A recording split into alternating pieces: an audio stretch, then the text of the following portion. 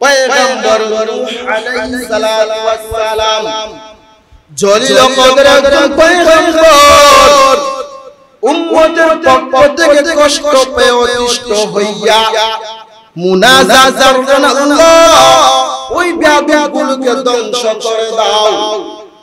বিশাল পাবন্দি আমার আল্লাহ নবীর দোয়া কবুল করে সব বেঈমানকে ধ্বংস করে দিলেন।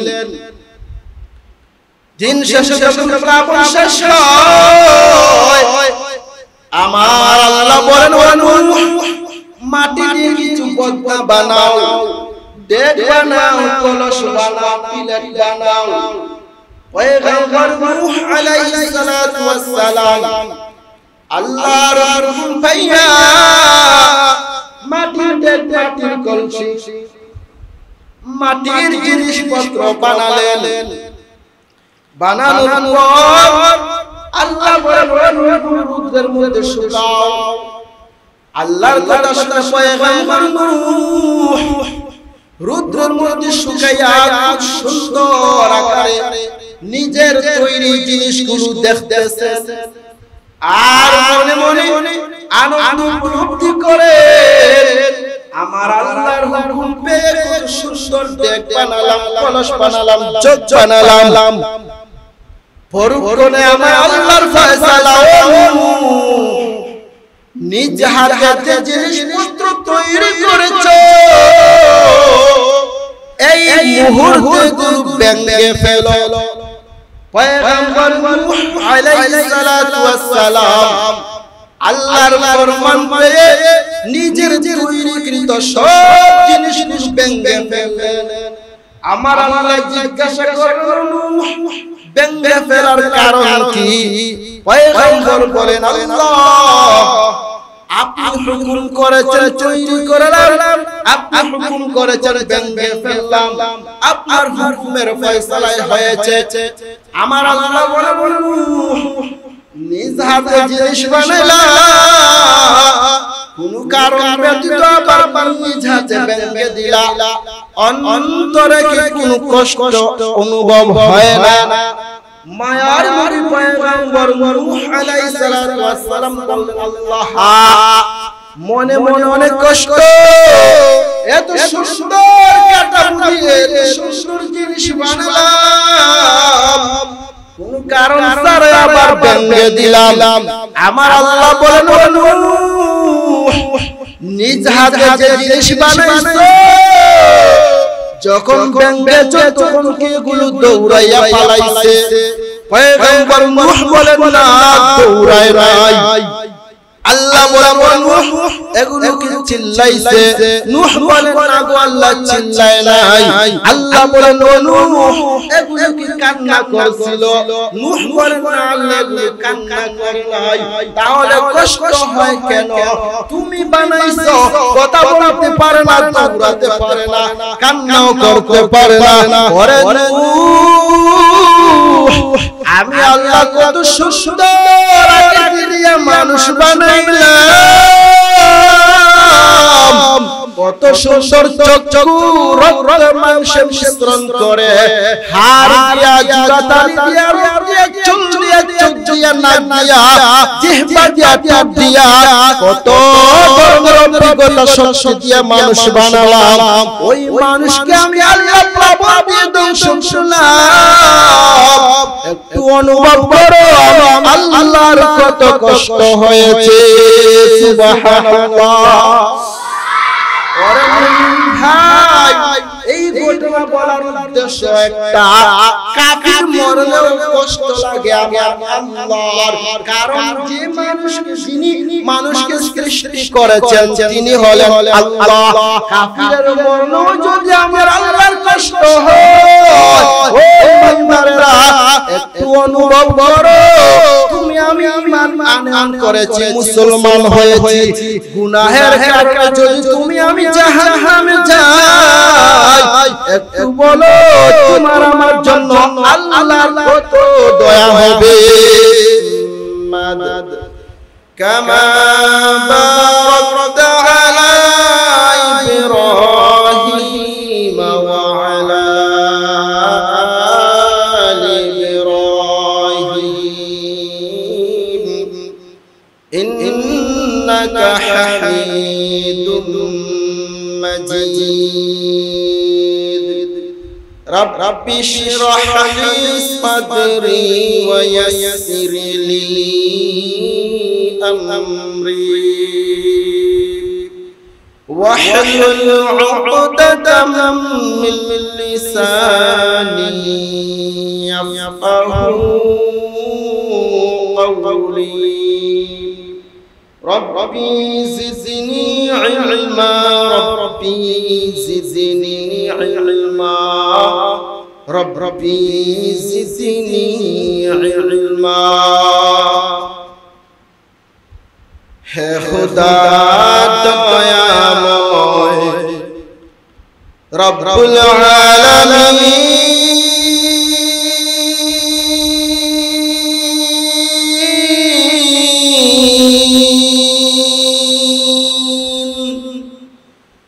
জীবনে মরণে ভয় কি হবে সেই দিন হে খুদা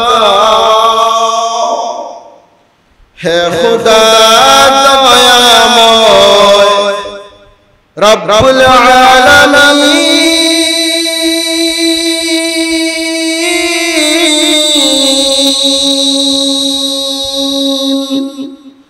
জীবনে মরণে ভয় কি হবে সেই দিন হে খুদা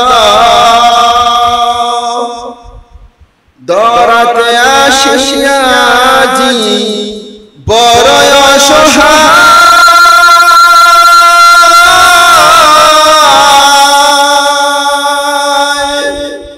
ইহকালের মায়া জালে বন্দী যে সবাই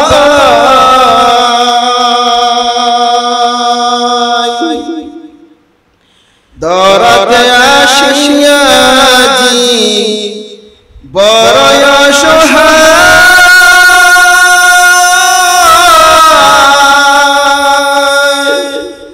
ইহকালের মায়া জালে বন্দী যে সবাই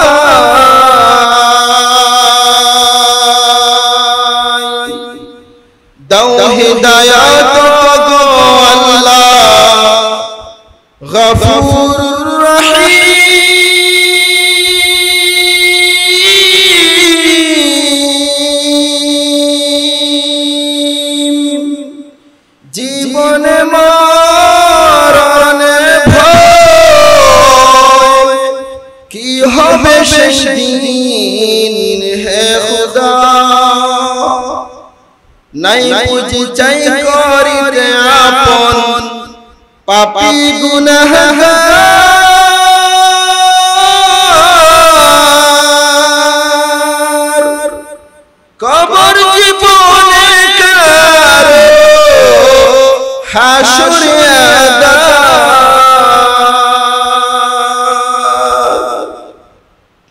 নাই পুজি চাই করিতে আপন পাপী গুনাহগার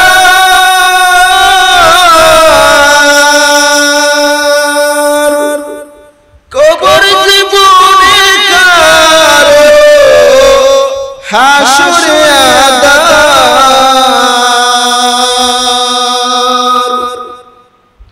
নাই গত সুপারিশ বিনে রহমাতুল লিল আলামিন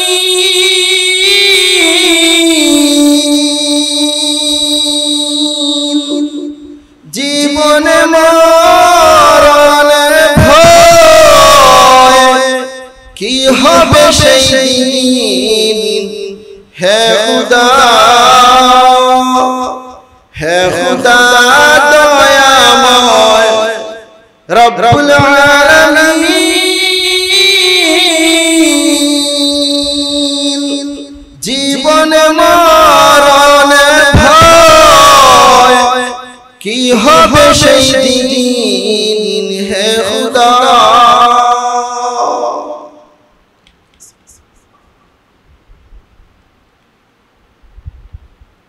আলহামদুলিল্লাহ পরম করুণাময় মহান আল্লাহ তাআলার দরবারে অসংখ্য অগণিত অমিয় শুকর ও সুজুদ আদায় করে যে মহান রব্বুল আলামিন আপনাকে আমাকে ভালোবেসে মহব্বত করে 10 মায়ের 10 সন্তানকে আপন করে মহান মালিকের মহান বিধান সালাতুল জুমআ আদায়ের লক্ষ্যে সকলের আগে আজকের এই মুবারক সাপ্তাহিক ঈদের দিনে মসজিদে আসার বলার এবং শোনার যে তৌফিক দান করেছেন এজন্য আমরা সবাই কালিমাতুশ শুকর আদায় করি সকলে বলি আলহামদুলিল্লাহ। মুহতারাম হাজিরিন, আমরা যদি একটু বিচক্ষণ দৃষ্টিতে চিন্তা করি যে আমরা একটা সময় কোথায় ছিলাম, এখন কোথায় আছি, ভবিষ্যতে কোথায় যাব, এই যে একটা চিন্তা, কোথায় ছিলাম, কোথায় আছি, কোথায় যাব, এই চিন্তাটা যদি কোনো মানুষের দিমাগে চলে আসে তাহলে ওই মানুষটাই প্রকৃত অর্থেই মানুষ হতে পারে। এই চিন্তাটাই যদি কোনো মানুষের হৃদয়ে বদ্ধমূল হয় তাহলে ওই মানুষটাই মূল সত্যের যে উপলব্ধি আছে সেটা অনুভব করতে পারে। মানুষ চিন্তার বাহিরে, আমি যে তিলাওয়াত করেছি এই তিলাওয়াত আয়াতে আমার আল্লাহ এই পৃথিবীতে কোটি কোটি মানুষ, কোটি কোটি প্রাণী থাকা সত্ত্বেও অন্য কোন জীব কিংবা প্রাণীর নাম ধরে কিছু বলেন নাই। শুধুমাত্র কেবলমাত্র মানুষ জাতিকে সম্বোধন করে আমার আল্লাহ অনেক কিছুই বলেছেন, বলি সুবহানাল্লাহ। তাহলে আমাদের এই মুহূর্তে একটা বিষয় উপলব্ধি করা যায় যে পৃথিবীতে যত মাখলুকাত আছে, যত প্রাণী আছে, যত জীব আছে, সবগুলোর মধ্যে সর্বশ্রেষ্ঠ প্রাণী, সর্বশ্রেষ্ঠ জীব, সর্বশ্রেষ্ঠ সম্প্রদায় একমাত্র মানুষ জাতি। মানুষের শ্রেষ্ঠ জাতি পৃথিবীতে আর কোন প্রাণী হতে পারে না। কেন? যিনি খালিক, যিনি মালিক, যিনি প্রতিপালক, যিনি সৃষ্টিকর্তা, তিনি অন্য কোন প্রাণীকে আহ্বান করেন নাই, অন্য কোন প্রাণীর নাম ধরে কোরআনে নির্দেশনা দেন নাই, অন্য কোন প্রাণীকে ভালোবাসার সুরে, ভালোবাসার সাথে ডাকেন নাই। শুধুমাত্র মানুষ জাতিকে ডেকেছেন, মানুষ জাতিকে হুকুম করেছেন, মানুষ জাতিকে তার চরিত্র আখলাকের পথ দেখিয়েছেন, মানুষ জাতিকে হেদায়েতের পথ দেখিয়েছেন, মানুষ জাতিকে রবের পরিচয় দিয়েছেন, মানুষ জাতিকে একজন নবী দিয়েছেন, মানুষ জাতিকে একটি কিতাব দিয়েছেন, মানুষ জাতিকে একটা সম্প্রদায় দিয়েছেন, একটা গুরু দিয়েছেন, একটা বংশ তালিকার বংশধারা দান করেছেন। এই যে বংশ, তোমার দাদা আমার দাদা, তোমার বাবা আমার বাবা, এই যে বংশের একটা মর্যাদা, বংশের একটা সিলসিলা, এটা অন্য কোনো প্রাণীর মধ্যে, অন্য কোনো জীবের মধ্যে, অন্য কোনো জাতির মধ্যে পাওয়া যায় না। শুধুমাত্র কেবলমাত্র মানুষ জাতির মধ্যেই পাওয়া যায়। এতগুলো নিয়ামত দিয়েছেন আমাদেরকে, এর দ্বারাই উপলব্ধি হয় যে পৃথিবীতে যত মাখলুক আছে, যত প্রাণী আছে, যত জীব আছে, সবগুলোর মধ্যে শ্রেষ্ঠ প্রাণী মানুষ জাতি, শ্রেষ্ঠ জীব মানুষ জাতি, শ্রেষ্ঠ সম্প্রদায় হলো মানুষ জাতি।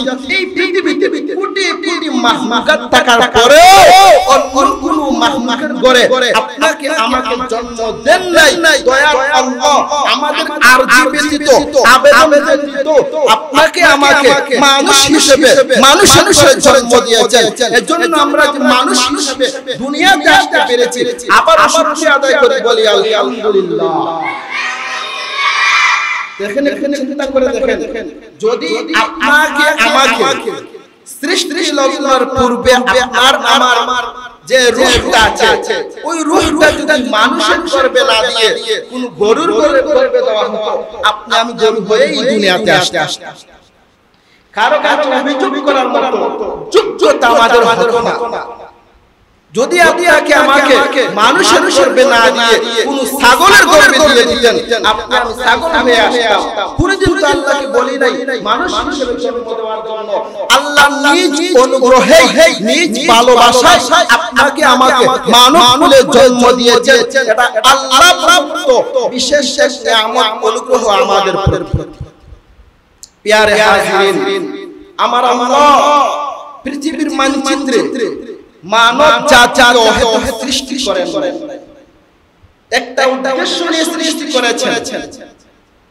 আল্লাহর উদ্দেশ্যের সাথে সাথে আমাদের কর্মের কাজের মিল না হয়, আপনার আমার জীবনের কোনো মূল্য নেই, কোনো মূল্য নেই। যদি আপনার আমার জীবনকে মূল্যবান বানাতে হয়, দামি বানাতে হয়, তাহলে আপনাকে আমাকে রবের দেওয়া যে বিধিবিধান রয়েছে, রবের দেওয়া যে পথ হেদায়েতের পথ আল্লাহ দিয়েছেন, সেই মতে সেই বিধান অনুযায়ী চলতে হবে। কারণ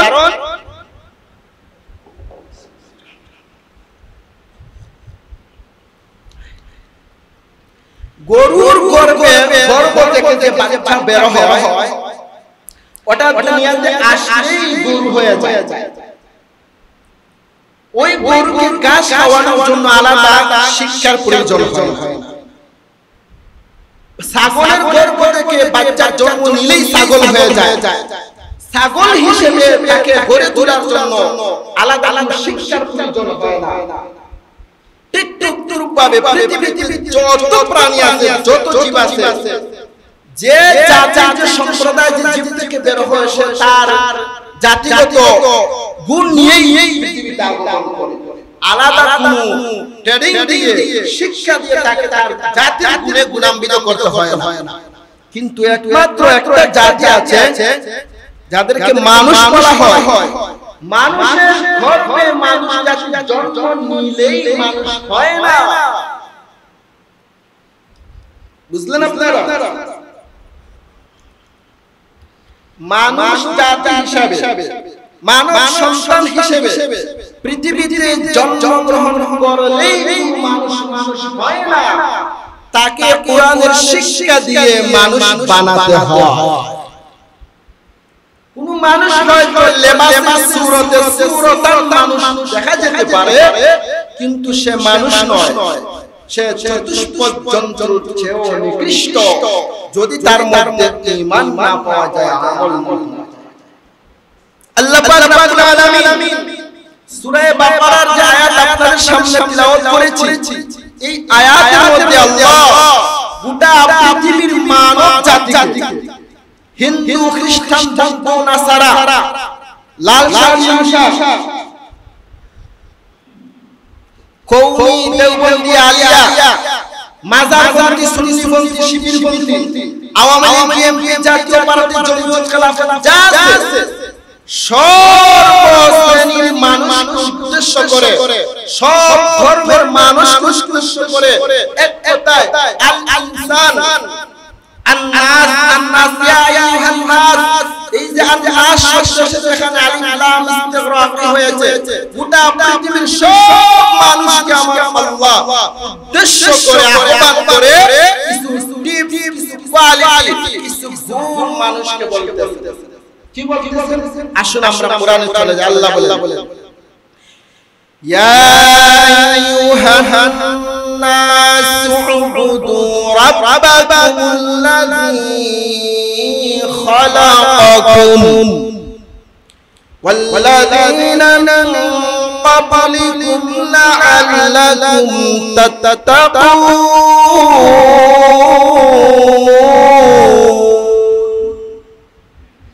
আল্লাহ পাক রব্বুল আলামিন বলেন, ইয়া আইয়ুহান নাস, ও পৃথিবীর মানুষেরা, ও মানব সম্প্রদায়, ও মানব জাতি, আমি আল্লাহ তোমাদেরকে আহ্বান করতেছি, ইয়া আইয়ুহান নাস।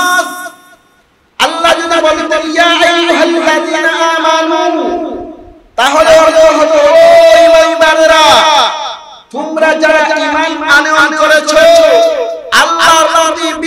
স্থাপন করেছো, রাসূলের প্রতি বিশ্বাস স্থাপন করেছো, ফেরেশতাদের প্রতি বিশ্বাস স্থাপন করেছো, জান্নাত জাহান্নামের নামে বিশ্বাস স্থাপন করেছো, পরকাল দিবসের উপর যারা ঈমান করেছো, কুরআনের প্রতি যারা ঈমান করেছো, সমস্ত আম্বিয়া কেরামের যারা ঈমান করেছো, তাদেরকেই বলা হয় ইয়া আইয়ুহাল্লাযিনা আমানু, অর্থাৎ হে ঈমানদারেরা।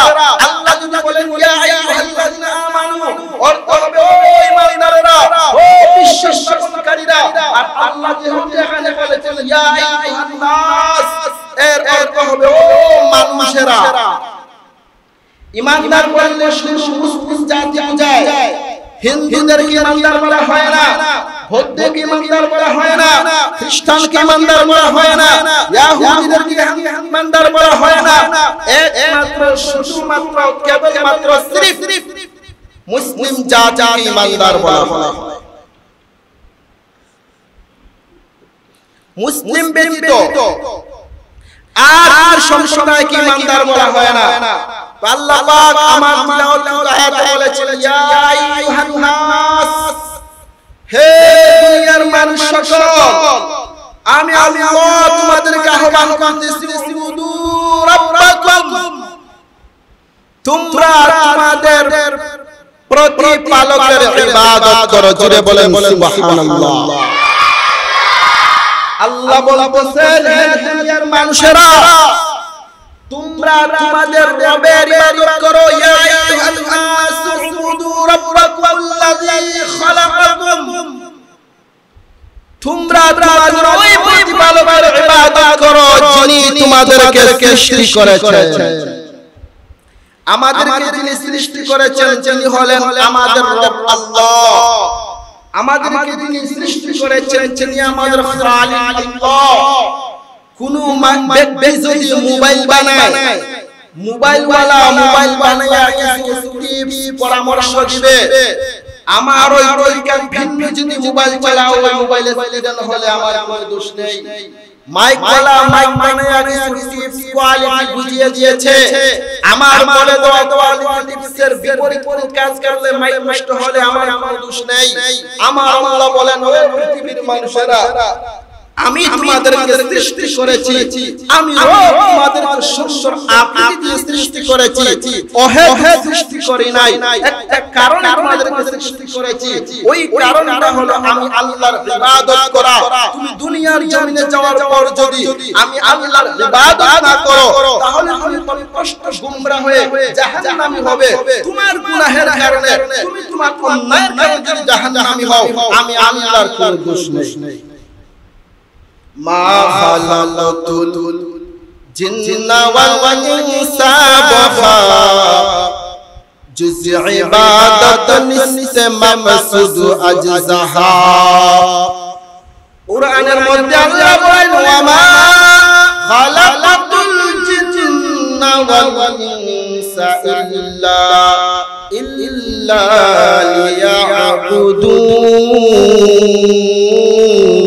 লিয়াবুদুন। মা খালাকাতুল জিন্না ওয়াল ইনসা ওয়া জুজ ইবাদাতান সে মামসুদ আজজাহা। আমার কোরআন কারীমকে মানুষের পথপ্রদর্শক হিসেবে মায়ার নবীর মাধ্যমে দুনিয়ায় আমাদেরকে দান করেছেন। ওই কোরআন কারীম হলো মানব জাতির রাহমতের পথ, জান্নাতে যাওয়ার পথ হলো কোরআন। কোরআনে আমার আল্লাহ স্পষ্ট বলে দিয়েছেন ওয়া মা খালাকাতুল জিন্না ওয়াল ইনসা ইল্লা লিয়াবুদুন। আমি আল্লাহ মানব এবং জিন জাতিকে অহেতুক সৃষ্টি করি নাই, অনর্থক সৃষ্টি করি নাই, তবে একমাত্র শুধুমাত্র আমি আল্লাহর ইবাদতের জন্য সৃষ্টি করেছি। ও মানুষ, আল্লাহর তৈরি আসমান, আল্লাহর দেওয়া জমিন, জমিনে বিচরণ করবা, আসমান থেকে বৃষ্টি, ঠান্ডা বৃষ্টি থেকে জমিনে পানি পড়ে ফল ফসলাদি হবে, তুমি বক্ষণ করে জীবিকা নির্বাহ করবে। এত নাজনামত দিয়েছে আমার আল্লাহ, তোমাকে আমাকে সুন্দর আকৃতি দিয়ে সুন্দর কাঠামো দিয়ে সৃষ্টি করেছেন আমার আল্লাহ। এগুলোর পিছনে একটাই কারণ, দুনিয়ার জমিনে খেল তামাশা করলে চলবে না, আল্লাহর ইবাদত করতে হবে। আল্লাহর ইবাদত করতে আল্লাহ বলেছেন, ইয়া আইয়ুহান নাস, ও দুনিয়ার মানুষেরা, উবুদু রাব্বাকুমুল্লাযী খালাকাকুম, তোমরা তোমাদের ইবাদত করো যে রব তোমাদেরকে সুন্দর আকৃতি দিয়ে সৃষ্টি করেছেন। ওয়াল্লাযীনা মিন ক্বাবলিকুম লাআল্লাকুম তাত্তাকুন, শুধু তোমাদেরকে সৃষ্টি করেছেন তা না, তোমাদের পূর্বপুরুষ যারা ছিল তাদেরকে আমার আল্লাহ সৃষ্টি করেছেন। কোরআন কত সুন্দর বলতেছে, দুনিয়ার মানুষেরা তোমরা আল্লাহর ইবাদত করো যে আল্লাহ তোমাদেরকে সৃষ্টি করেছেন, তোমরা ওই আল্লাহর ইবাদত করো যে আল্লাহ তোমাদের পূর্বপুরুষদেরকে সৃষ্টি করেছেন। এত সুন্দর পরামর্শ দিয়া গোটা মানব জাতিকে আমার আল্লাহ ইবাদতের আহ্বান করতেছেন, ইবাদতের নির্দেশ দিতেছেন। ও দুনিয়ার মানুষেরা শুনো, আমি আল্লাহর ইবাদত ভিন্ন মানুষের জীবনের কোনো মূল্য না। হিন্দুরা ইবাদত করে, সাথে শরীক করে, ইহুদি খ্রিস্টান নাসারা আল্লাহর ইবাদত করে, তবে ওই ইবাদত আমার আল্লাহর দেখানো পথ অনুযায়ী না হওয়ার কারণে গ্রহণযোগ্য না। আমার আল্লাহর বলে দেওয়া মত, বলে দেওয়া পথ হলো আমি আল্লাহ যেভাবে বলবো ওইভাবে আমি আল্লাহর ইবাদত করব। যদি আমি আল্লাহর বলে দেওয়া পদ্ধতিতে ইবাদত হয়, ওই ইবাদতই আমি আল্লাহর কাছে গ্রহণযোগ্য হয়। আমি আল্লাহর বলে দেওয়া পথ থেকে ভিন্ন পথে ইবাদত করতে পারো, তবে জেনে নাও এটা ইবাদত হবে না, চরম পর্যায়ের বেয়াদবি। আল্লাহ বলে ওয়াবুদুল্লাহ ওয়া লা তুশরিকু বিহি শাইআ, আমার আল্লাহ বলেন আল্লাহর ইবাদত করো, তবে সাবধান আল্লাহর ইবাদত করতে যাইয়া আল্লাহর সাথে শরীক করিও না। হে মুমিন ভাই, দুনিয়ার জমিনে তোমাকে আমাকে আমার আল্লাহ ইবাদতের জন্য সৃষ্টি করেছেন। মুমিনের কাজ হলো, মানুষ জাতির কাজ হলো আল্লাহর ইবাদত করা। গরু সে তার মতো ঘাস খাবে, পেট ভরবে, পায়খানা করবে, দিন চলবে, রাত যাবে, কিন্তু মানুষ তো গরু নয়, মানুষ তো ছাগল নয়, মানুষ হলো ওই জাতি যে জাতি হলো সৃষ্টি কুলের শ্রেষ্ঠ। লাকাদ খালাকনাল ইনসানা ফি আহসানি তাকওয়িম, মানব জাতি মানুষ জাতি ওই জাতি যাদেরকে আমি আল্লাহ সৃষ্টি কুলের শ্রেষ্ঠ সৌন্দর্য দিয়ে সৃষ্টি করেছি। ও মানুষেরা, তোমার আমার কাজ শুধু খাওয়া দাওয়া, রাত শেষ হওয়া, দিন পুরানো না, বরং তোমার আমার মূল টার্গেট কাজ হলো আল্লাহর ইবাদত করা। তবে ওই আল্লাহর ইবাদত করতে যাইয়া সাবধান, আল্লাহর সাথে শরীক করিও না। আর ওই মন্দির লোকগুলো আল্লাহর ইবাদত করত, কিন্তু জানো আল্লাহর ইবাদতের পাশাপাশি মূর্তি পূজা করত। ওদের ধারণা ছিল এক আল্লাহ সব সমাধান করতে পারবেন না, মূর্তির মাধ্যমে সমাধান হবে না। নাউযুবিল্লাহ। আমার আল্লাহ নবীর মাধ্যমে কোরআনে আমাদেরকে বলে দিয়েছে, ওয়াবুদুল্লাহ ওয়া লা তুশরিকু বিহি শাইআ। হে মানব জাতি, সাবধান করে দিলাম, আমি আল্লাহর ইবাদত করতে চাইয়া আমি আল্লাহর সাথে শিরক করব না। ইন্নাশ শিরকা লাযুলমুন আযীম। কারণ জানো, শিরক হলো পৃথিবীর সবচেয়ে নিকৃষ্টতম গুনাহ। নিকৃষ্টতম অন্যায়, যে অন্যায় আমি আল্লাহ সহ্য করতে পারি না। কেমনে পারবে? নিজের দিকে বিবেক করো। প্রথমে বলেছিলাম মানুষ চিন্তাশীল প্রাণী। মানব জাতি একটু চিন্তা করে, উপলব্ধি করো, একটু ফিকির করো। আমার আল্লাহ বলেন ওয়া খালাকনাকুম আজওয়াজা, আমি আল্লাহ তোমাদেরকে জোড়ায় জোড়ায় সৃষ্টি করেছি। ওরে বান্দা, আমি আল্লাহ এক, আমার সাথে কারো শরীক নেই। লাম ইয়ালিদ ওয়া লাম ইউলাদ ওয়া লাম ইয়াকুল লাহু কুফুয়ান আহাদ। আমি আল্লাহ কাউকে জন্ম দেই নাই, আমি আল্লাহ কেউ জন্ম দেই নাই। আমি আল্লাহ বেনিয়াজ, আমি আল্লাহ, আমার সাথে কারো অংশীদার চলবে না। হে মুমিন ভাই, ওই লাইলাল তার কিয়ামতের কুকুরগুলো আল্লাহর সাথে শিরক করে, খ্রিস্টান বন্ধু নাসারা হিন্দুরা আল্লাহর সাথে শিরক করে, তাদের মন গড়া কত দলিল আল্লাহ পেশ করে। কিন্তু আমার আল্লাহ বলে, ও বান্দা, তুমি তোমার নিজের দিকে কি চিন্তা করো। আমি আল্লাহ যে তোমাদেরকে জোড়ায় জোড়ায় সৃষ্টি করলাম, যদি তোমার বেলায় এমন হয় তুমি তা সহ্য করতে পারবে না।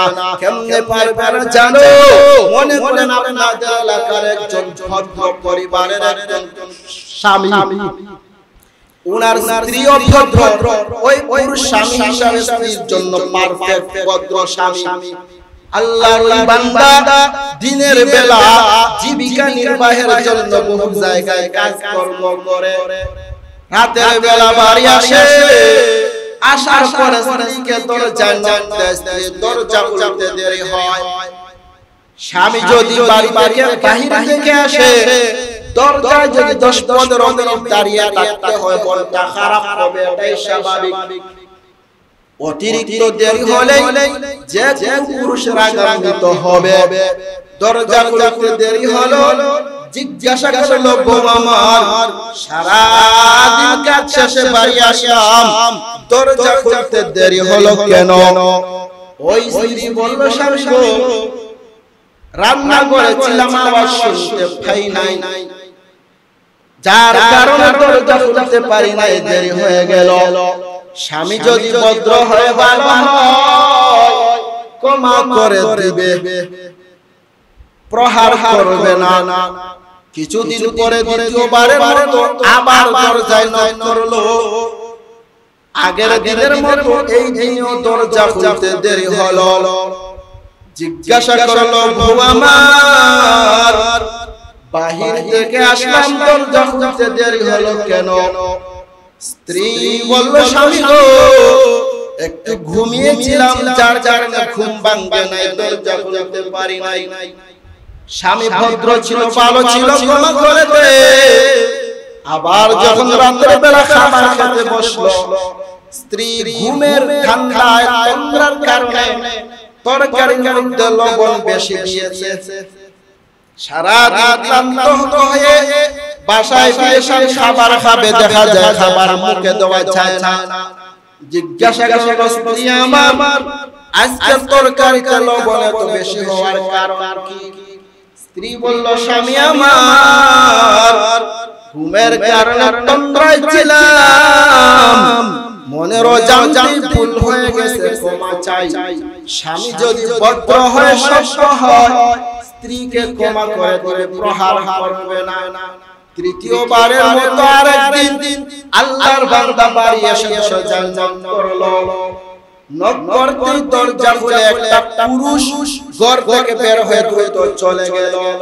স্বামী জিজ্ঞাসা করলো বউ আমার আমিও চিনি না হয়তো তুমিও চিনো না এই পুরুষটাকে তোমার ঘর থেকে বের হলো ওই মহিলা বলল স্বামী সারা দিন বাহিরে ছিলে একা একা ভালো লাগে না উনাকে দেখে গল্প চারিতা করলাম বিচক্ষণ দৃষ্টিতে আপনারাই বলেন কোন বড় স্বামী স্ত্রীর এই অন্যায় মেনে নিবে বুঝেন নাই কোন ভদ্র স্বামী স্ত্রীর সাথে কোন পরপুরুষের সাক্ষাৎ মেনে নিবে কিছুতেই নেবে না আমার আল্লাহ বলেন ওয়ালা তুশরিকু বিহি শাইআ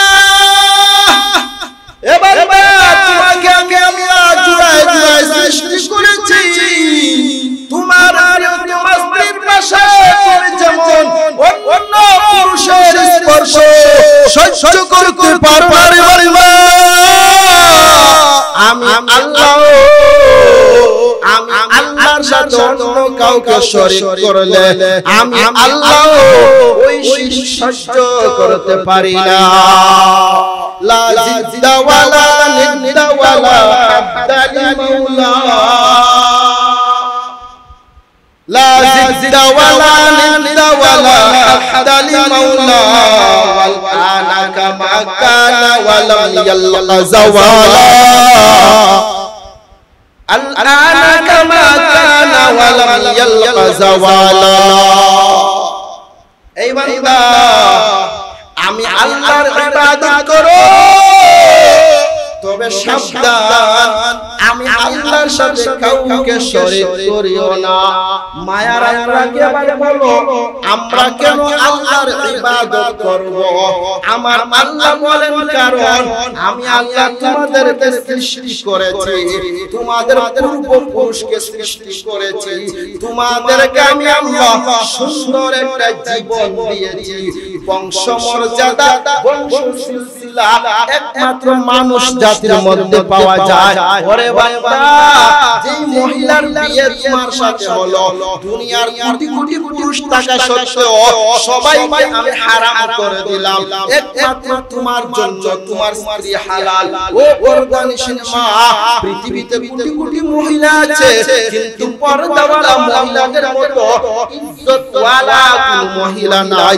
আমি আল্লাহ তোমাদেরকে কেন বারবার কথা বললাম সুন্দর চেহারা দিলাম সুন্দর বডি দিলাম আকল দিলাম দিমাগ দিলাম চিন্তার জন্য সঠিক একটা বুঝ দিলাম ও বান্দা তোমাদের বংশ সিলসিলা আমি আল্লাহ তোমাদেরকে দান করলাম এই জন্য আমি আল্লাহর ইবাদত করবা শুধু তানা বান্দা দেখে কোন সুন্দর আসমান আমি আল্লাহ তোমাদেরকে সাত স্বরূপ বানিয়ে দিলাম ওরে বান্দা দেখে জমিন কত সুন্দর জমিন আল্লাহ আমাদের জন্য বিছানা স্বরূপ বানিয়ে দিয়েছেন শুধু তা না আমার ললিত পরের আয়াতে আমার আল্লাহ বলেন ও বান্দা আসমান থেকে আমি আল্লাহ বৃষ্টি দেই জমিনে বৃষ্টি পড়ার পর ওই বৃষ্টির বরকতে ফসল ফসলাগুলো উৎপন্ন হয় ফল উৎপন্ন হয় বান্দারে জমিন থেকে উৎপাদিত ফল খাইয়া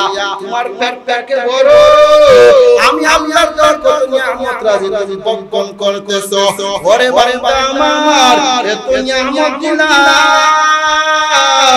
ওই নিয়ামত পেয়ে আমি আল্লাহর শুকর আদায় করবি আর আমি আল্লাহর ইবাদত করবি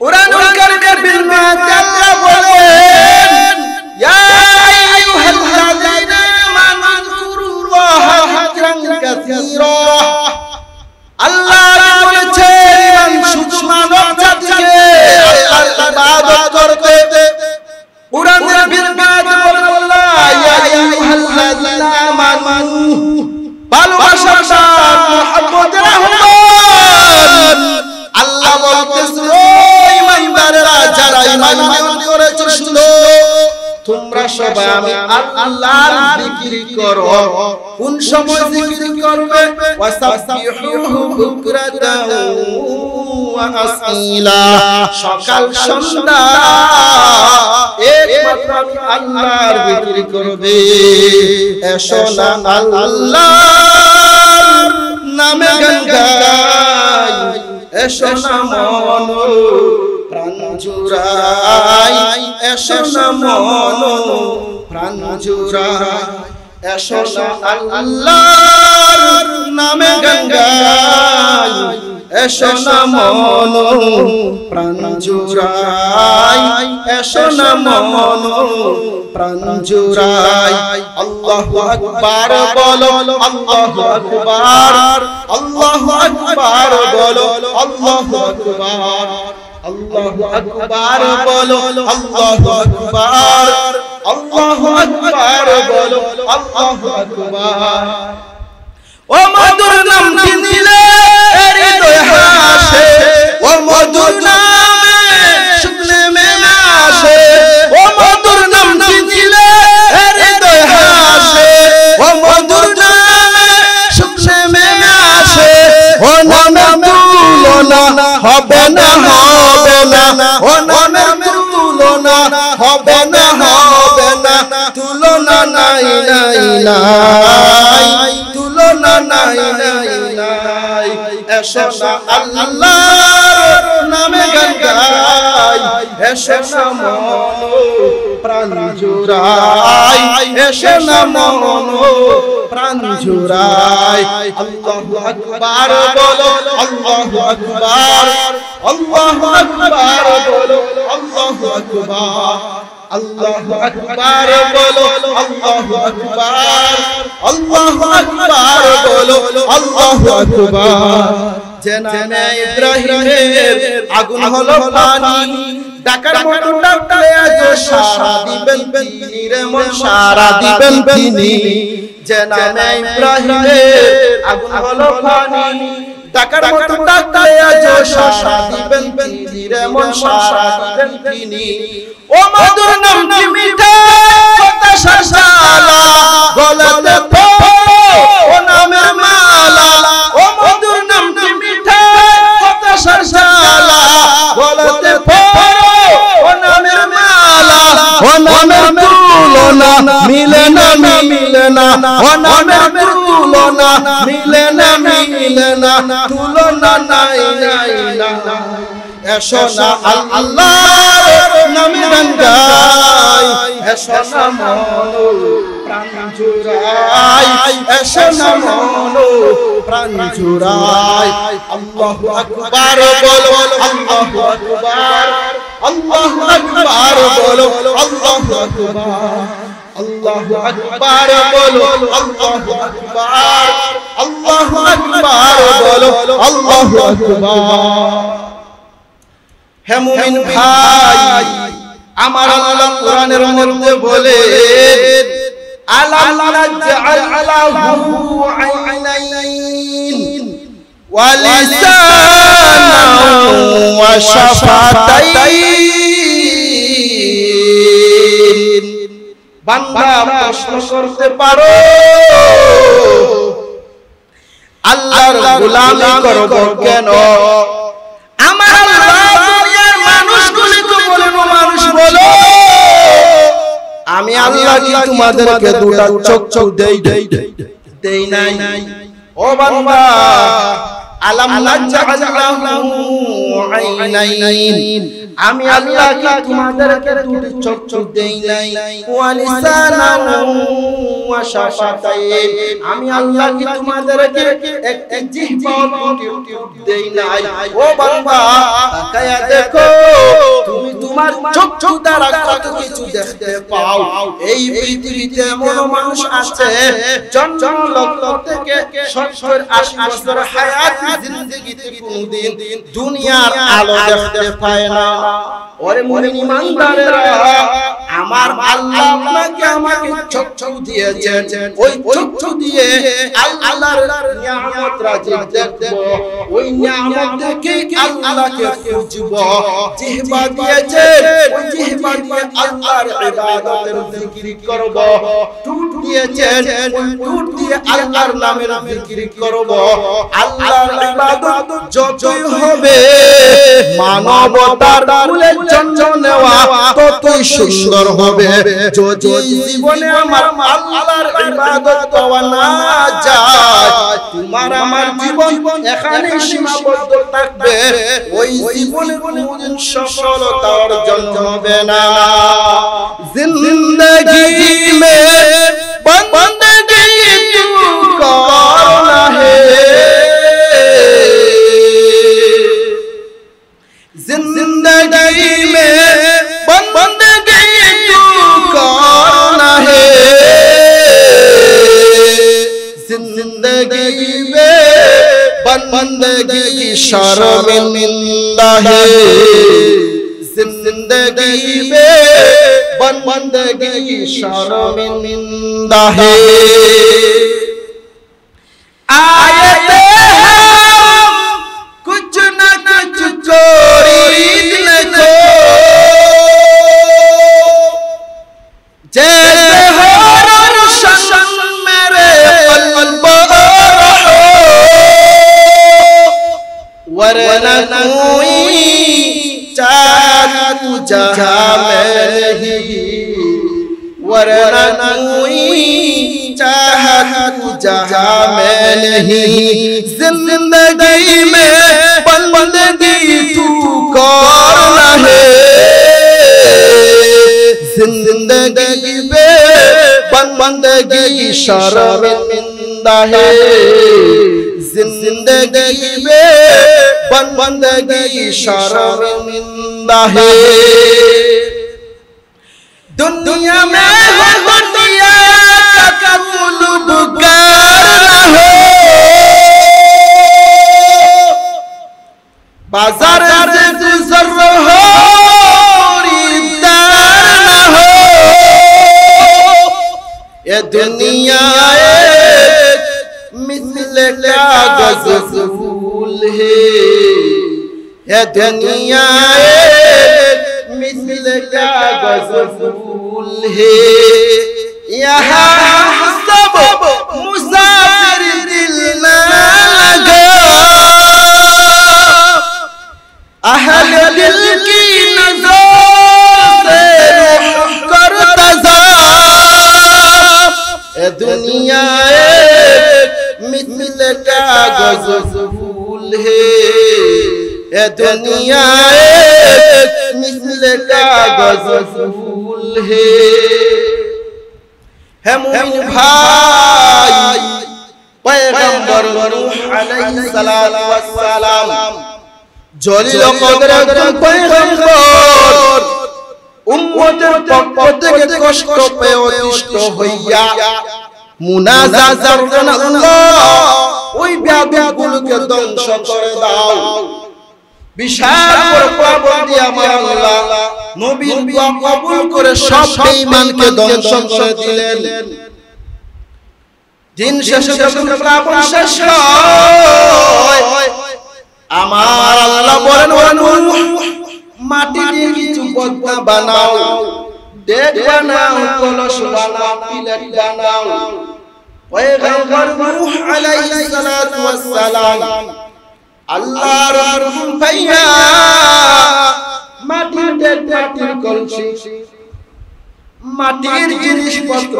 বানালেন বানানোর পর আল্লাহ বলেন রুদ্রের মধ্যে শুকাও আল্লাহর কথা শুনে পয়গম্বর নূহ রুদ্রের মধ্যে শুকাইয়া সুন্দর আকারে নিজের তৈরি জিনিসগুলো দেখতেছেন আর মনে মনে আনন্দ উপলব্ধি করে আমার আল্লাহর হুকুম পেয়ে কত সুন্দর ডেক বানালাম কলস বানালাম জগ বানালাম পরক্ষণে আমার আল্লাহর ফয়সালা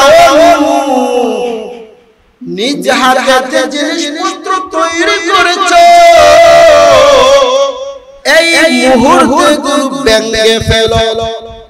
পয়গম্বর নূহ আলাইহিস সালাতু ওয়াস সালাম আল্লাহর ফরমান পেয়ে নিজের তৈরিকৃত সব জিনিস ভেঙে ফেললেন।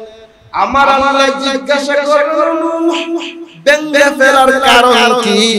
পয়গম্বর বলেন, আল্লাহ আপনি হুকুম করেছেন তৈরি করলাম, আপনি হুকুম করেছেন ভেঙে ফেললাম, আপনার হুকুমের ফয়সালা হয়েছে। আমার আল্লাহ বলেন, নিজ হাতে জিনিস বানাইলাম, কোন কারণ ব্যতীত আবার নিজ হাতে ভেঙে দিলা, অন্তরে কি কোনো কষ্ট অনুভব হয় না? মায়ার নবী পয়গম্বর নূহ আলাইহিস সালাতু ওয়াস সালাম বললেন, আল্লাহ মনে মনে অনেক কষ্ট, এত সুন্দর কাঠামো দিয়ে এত সুন্দর জিনিস বানালাম, কোন কারণ ছাড়া আবার ভেঙে দিলাম। আমার আল্লাহ বলেন, নূহ নিজ হাতে যে জিনিস বানাইছো, যখন ভেঙেছো তখন কি এগুলো দৌড়াইয়া পালাইছে? পয়গম্বর নূহ বলেন, না, দৌড়ায় নাই। আল্লাহ বলেন, নূহ এগুলো কি চিল্লাইছে? নূহ বলেন, না গো আল্লাহ, চিল্লায় নাই। আল্লাহ বলেন, নূহ এগুলো কি কান্না করছিল? নূহ বলেন, না আল্লাহ, এগুলো কান্না করে নাই। তাহলে কষ্ট হয় কেন? তুমি বানাইছো, কথা বলতে পারে না, দৌড়াতে পারে না, কান্নাও করতে পারে না। ওরে নূহ, আমি আল্লাহ কত সুন্দর আকৃতি দিয়ে মানুষ বানাইলাম, কত সুন্দর চক্ষু রক্ত মাংসের মিশ্রণ করে, হাড় দিয়া জুড়াতালি দিয়া রূপ দিয়া চুল দিয়া চোখ দিয়া নাক দিয়া জিহ্বা দিয়া ঠোঁট দিয়া কত ধরনের অভিজ্ঞতা শক্তি দিয়ে মানুষ বানালাম। ওই মানুষকে আমি আল্লাহ পাবো দিয়ে ধ্বংস করলাম। একটু অনুভব করো আল্লাহর কত কষ্ট হয়েছে। সুবহানাল্লাহ। ওরে ভাই, এই ঘটনা বলার উদ্দেশ্য একটা, কাফির মরলেও কষ্ট লাগে আমার আল্লাহর, কারণ যে মানুষকে সৃষ্টি করেছেন তিনি হলেন আল্লাহ। কাফিরের মরলেও যদি আমার আল্লাহর কষ্ট হয়, ও বান্দারা একটু অনুভব করো, তুমি আমি ঈমান আনয়ন করেছি, মুসলমান হয়েছি, গুনাহের কারণে যদি তুমি আমি জাহান্নামে যাই, একটু বলো তোমার আমার জন্য আল্লাহর কত দয়া হবে। ওই আল্লাহর যদি আমাদের প্রতি দয়া হয় আর আমরা যদি আল্লাহর বিধান না মানি, আমাদের মত নিমক হারাম, আমাদের মত নাশকর কেউ হতে পারে না। মায়ার নবী রহমতে আলম ঈমানের দাওয়াত দিতেছেন, ইয়া আইয়ুহান নাস, ও মানুষ সম্প্রদায় আসো, উবুদু রাব্বাকুম, আল্লাহর ইবাদত করো, যিনি তোমাদেরকে সৃষ্টি করেছেন। আসো, সব মূর্তি পূজা ছেড়ে দাও, মানুষের পূজা ছেড়ে দাও, নিজের তৈরি ওই মূর্তির পূজা ছেড়ে দাও, একমাত্র আল্লাহর ইবাদতের জন্য আসো। মানুষগুলোকে আমার নবী যখন ঈমানের দাওয়াত, আল্লাহর একত্ববাদের ইবাদতের দাওয়াত দিলেন, আপন লোকগুলোও মায়ার দুশমন হয়ে গেল। ও মুমিন ভাই, মায়ার গোপনে গোপনে দিনের দাওয়াত দিতেছে। এমন এক সময় মক্কার বড় লিডার আবু জেহেল মক্কায় বিশাল জনসমাবেশ করলো, সব মানুষের সমন্বয়ে একটা ঘোষণা করলো, এলান করলো, ওরে মক্কার মানুষ, মুহাম্মদ একটা পাগল, বলো নাউযুবিল্লাহ। ওই মুহাম্মদ আমাদের বাপ দাদার ধর্ম ভিন্ন, নতুন ধর্মের দাওয়াত দিতেছে। একটা কাজ করো, মুহাম্মদকে থামানো যাবে না। তোমাদেরকে আমি বলছি, তোমরা যদি আমাকে নেতা হিসাবে মেনে নাও, তোমাদের মধ্যে কি এমন কেউ আছো যে ব্যক্তি মুহাম্মদের মাথাকে ধ্যান দিবে? বলেন নাউযুবিল্লাহ।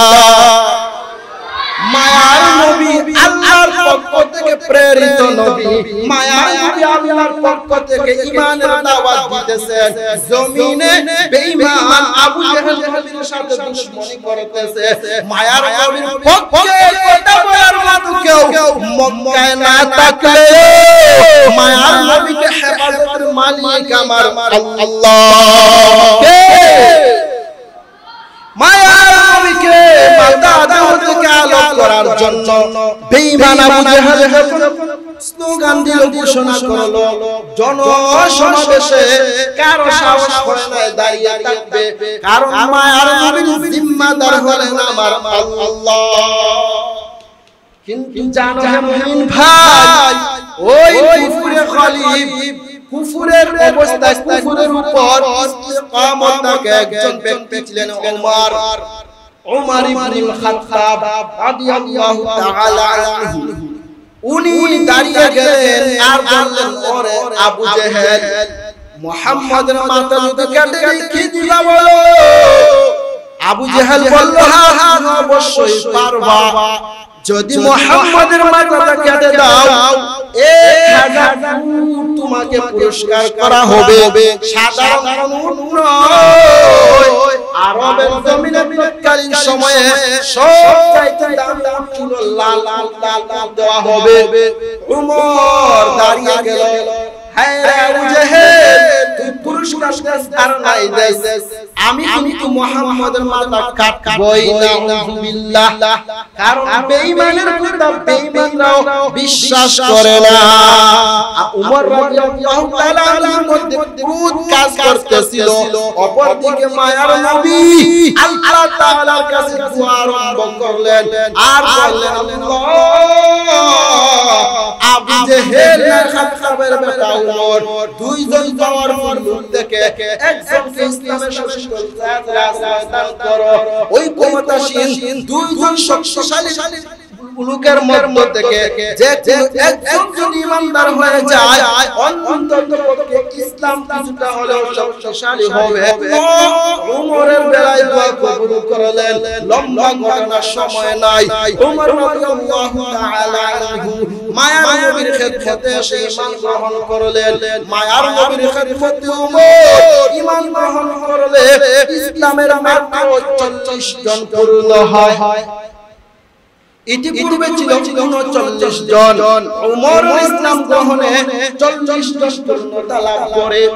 ওমর যখন মায়ার নবীর দাওয়াতে আহ্বানে সারা দিয়ে ইসলাম গ্রহণ করলেন, ওমর প্রথম প্রশ্ন করলেন, নবী আমার বলো যে আল্লাহর ইবাদতের জন্য আপনি আহ্বান করতেছেন, ওই আল্লাহর ইবাদত কোথায় হবে, কোন জায়গায় হবে?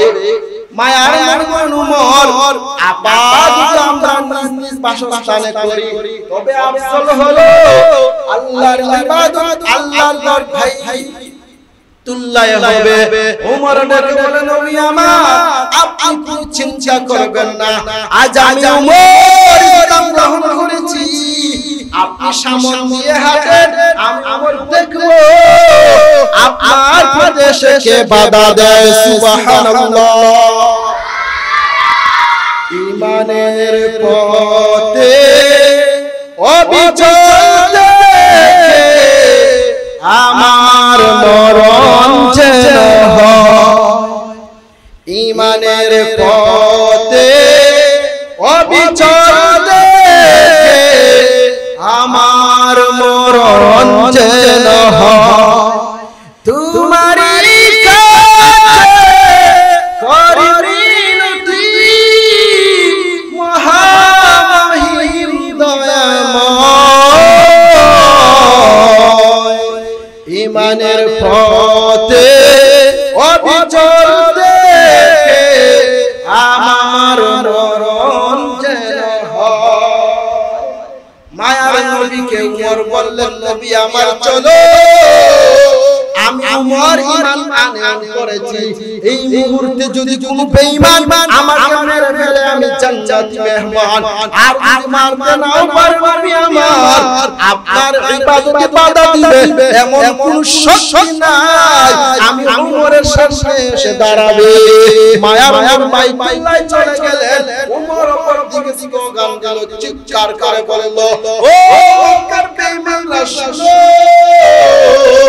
আজ উমর মুহাম্মদের হাত ধরে মুসলমান হয়েছে আজকে এই প্রথম বাইতুল্লাহর কিনারে মুহাম্মদ আরবির ইমামতিতে আমি উমর আর খাবের ছেলে উমর ফজরের নামাজ আদায় করব তোমাদের বেঈমান যদি সাহস থাকে আসো আমি উমরকে এসে বাধা দাও আবু জেহেল দাঁত কামড় দেওয়ার বলে হায় বাপলাম কি আর হলো কি কারণ আমার আল্লাহ কোরআনের মধ্যে বলেন ওয়া মাকারু ওয়া মাকারাল্লাহ ওয়াল্লাহু খায়রুল মাকিরিন বেঈমানরা যতই ষড়যন্ত্র করুক না কেন আমি আল্লাহর কৌশলের সামনে সব ষড়যন্ত্র নিমিষেই শেষ বেঈমানদের ষড়যন্ত্র হলো মায়ার নবীর দেহ থেকে মাথা আলাদা করবে আর আমার আল্লাহর কৌশল হলো নবীকে মারতে যাবে উমর আর নবীর সামনে উমরের মাথা ঝুঁকিয়ে মুসলমান হয়ে যাবে সেটাই হয়েছে ওরে মুমিন ভাই আজকের এই জমিনে বেঈমান মানুষ তোমার আমার ঈমানকে ধ্বংস করার জন্য যার পরনায় কোন কৌশল অবলম্বন করতেছে তোমার আমার ঈমানকে নষ্ট করার জন্য ওই বেঈমান মানুষ যুগের পর যুগ এক একটা মিশন বের করতেছে যতই করুক না কেন ঈমান যেহেতু এনেছি প্রাণেই মরব ঈমান ছাড়ব না ডক্টর ইউনূস বাংলাদেশের মাননীয় প্রধান উপদেষ্টা আপনাকে আমি ছেলে আপনি নোবেল জয়ীর জন্য সম্মানিত একজন ব্যক্তি কিন্তু আমি আপনাকে বলতে চাই ওটা বাংলার সব ওলামায়ে কেরাম ঐক্যমত হয়ে আপনাকে বারবার বলতেছেন জাতিসংঘের মানবতার অফিস বাংলাদেশে স্থাপন হবে বাংলার একজন ইমানদার তা কখনো স্থাপন করে নাই করবে না হে আমার জাতি হয়তো আমার এই ডক্টর ইউনূস পর্যন্ত পৌঁছাবে না কিন্তু আপনি আমি ইমানদার হিসাবে কিছু দেশ সম্পর্কে জানা দরকার মানবতার অফিস বাংলাদেশে স্থাপন হবে এটা হলো সম্পূর্ণ বেজাতীয় কুসংস্কার যে মানবতার অফিস স্থাপন করে আপনার আমার জন্য ভারতের বিরুদ্ধে অবস্থান নিয়ে কাজ করবে ওই মানবতার সংস্থা গাজার পক্ষে একটা কথা বলতে পারে না জাতিসংঘের সংস্থা ফিলিস্তিনের নিরীহ মানবতার পক্ষে একটা কথা বলতে পারে না এটার দ্বারাই প্রমাণ হয় ওরা মানবতার রক্ষার সংস্থা নয় ওই সংস্থা হলো ঈমান ও ইসলাম ধ্বংস করার সংস্থা চিল্লা বলেন ঠিক না এজন্য আসুন দাপ্তাহির খতকে বলতে চাই বাংলাদেশ শাহজালাল শাহজালাল 360 আউলিয়ার প্রতিদ্বন্দ্বী এই দেশে কোনো বেজাতীয় কালচারাল হবে না এরা বাংলার উলামায়ে কেরাম মেনে নেয় নাই নিবেও না যদি হয় সাফারা চত্বরের মতো বদরের যুদ্ধের মতো বাংলার আওয়াম জনতা যখন যেখানে যে সময় লাগে প্রাণের বিনিময় হলো রক্ত জানের বিনিময় হলো ওই কুকুরগুলোর বিরুদ্ধে আমরা অবস্থান নিবই ইনশাআল্লাহ প্রাইমারি স্কুলে গানের চার্জার দেওয়া হবে বাংলাদেশ সর্বমহল উলামায়ে কেরাম করেছেন ধর্মীয় বাংলাদেশে গানের শিক্ষক প্রাইমারি স্কুলে মেনে নেওয়া হবে না যদি আমাদের এই পাহাড়ি গ্রামে কোনো গানের শিক্ষক নিয়োগ দেওয়া হয় অন্ততপক্ষে বাহাদুরপুরে কোনো ইমানদাররা মেনে নেবে না। এটা আমরা মেনে নিতে পারি না। বাংলাদেশের প্রতিটি প্রান্ত থেকে আওয়াজ উঠেছে ধর্মীয় শিক্ষক নিয়োগ ব্যতীত ধর্মীয় শিক্ষক নিয়োগ দেওয়া পর্যন্ত কোন স্কুল কলেজ ইউনিভার্সিটিতে গানের শিক্ষক নিয়োগ মেনে নেওয়া যাবে না। আপনি আমি হুঁশিয়ার সাবধানতা অবলম্বন করব যে কোন মুহূর্তে আপনার আমার ইমানকে ধ্বংস করার কুকুর ব্যবস্থা নিতে পারে। এই মুসলিম জাতি আপনার আমার ইমানকে রক্ষা করতে হলে উলামায়ে কেরামের সাথে সুহবত সান্নিধ্যের কোনো বিকল্প নাই। জানো মায়ার নবীদের হাজার আগে বলেছেন হাতের মধ্যে আগুনের আঙ্গার রাখা কঠিন। এমন একটা সময় আসবে রহমতের নবীর উম্মতেরা ঈমানকে বাঁচানো তার চেয়েও কঠিন হবে। আমরা এখন এই সময়টা অতিবাহিত করতেছি।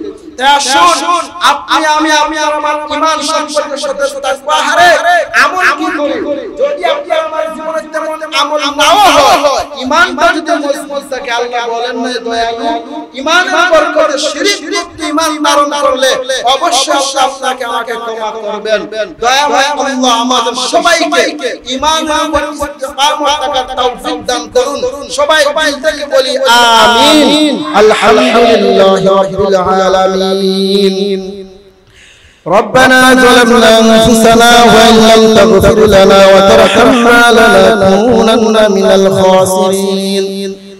ربنا آتنا في الدنيا حسنة وفي الآخرة حسنة وقنا عذاب النار. ربنا اغفر لنا ولوالدينا ولأستاذنا رب ارحمهما كما ربياني صغيرا. সবাই বলি رب ارحمهما كما ربياني صغيرا. اللهم إنا نسألك علما نافعا ورزقا طيبا وعملا متقبلا. تقبل منا إنك أنت السميع العليم وتب علينا إنك أنت التواب الرحيم. بفضل سبحانك